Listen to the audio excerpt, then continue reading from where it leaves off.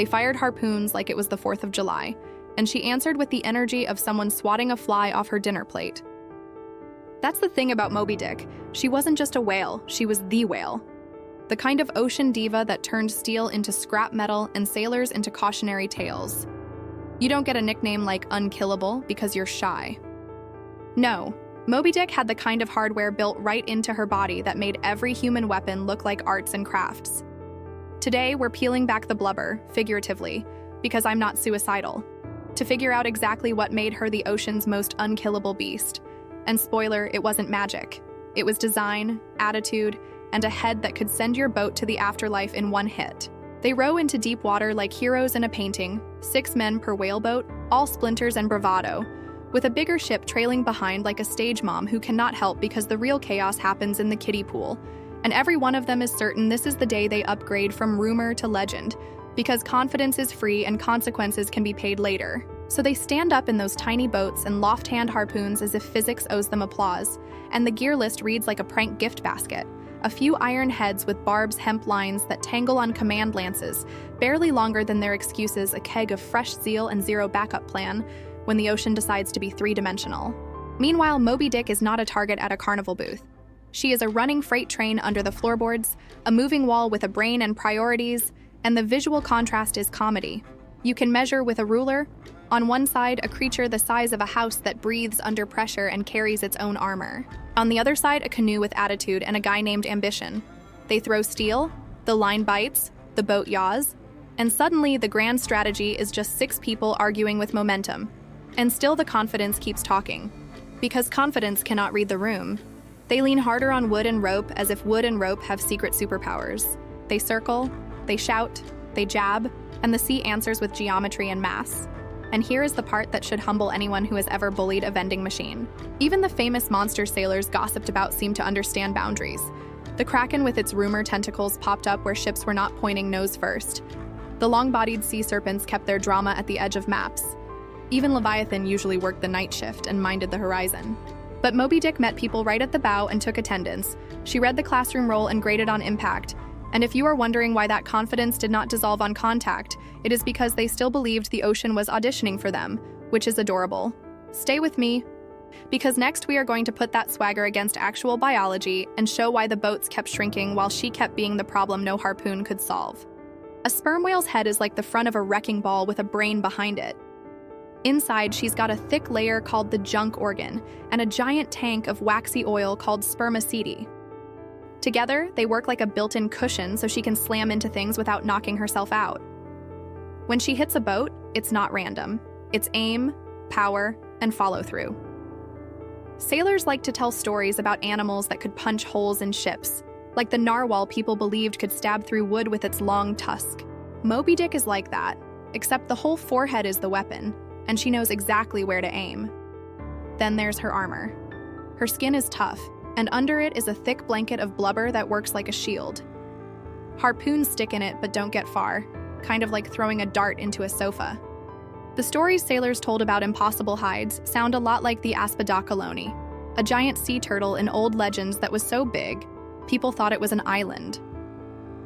Moby Dick's armor isn't a shell, but it might as well be, always moving, always in the way, and always keeping the important stuff safe. And if smashing and blocking don't get her out of trouble, she's got one more trick: the deep dive. Sperm whales can hold their breath for a long time because they keep oxygen in their blood and muscles, not just in their lungs. They can slow their heartbeat, fold up their lungs so the pressure doesn't crush them, and drop hundreds of meters down into the dark. Sailors used to tell stories about sea monsters that would vanish into the depths and come back without a scratch. With Moby Dick, that wasn't a rumor, it was standard practice. If you fought her, you had to beat her at the surface, because once she went down, you were stuck in a tiny boat, waiting for a shadow to come back, or not come back at all. Before Melville ever wrote a single word, there was Mocha Dick, a real white sperm whale that roamed near the island of Mocha off the coast of Chile. Sailors said he was massive, scarred, and covered in broken harpoons from years of failed hunts, and somehow he kept showing up to ruin whaling trips like it was his part-time job. Mocha Dick wasn't a storybook villain. He was a living reminder that the ocean doesn't play by human rules. News of him spread through ports and taverns, growing with every retelling until he became less of a whale and more of a challenge the sea was daring you to lose against.